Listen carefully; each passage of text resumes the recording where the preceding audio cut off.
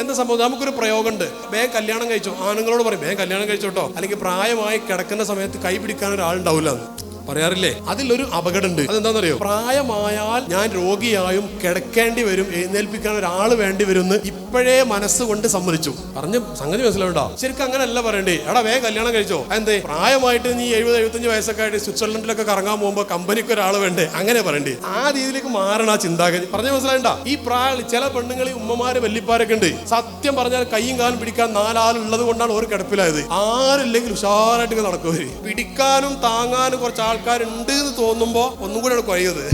അഭിനയാണെന്നല്ല ഞാൻ പറയുന്നത്, പക്ഷെ അവരുടെ ഉള്ളിൽ അങ്ങനെ ഒരു ചിന്ത ഉണ്ട്.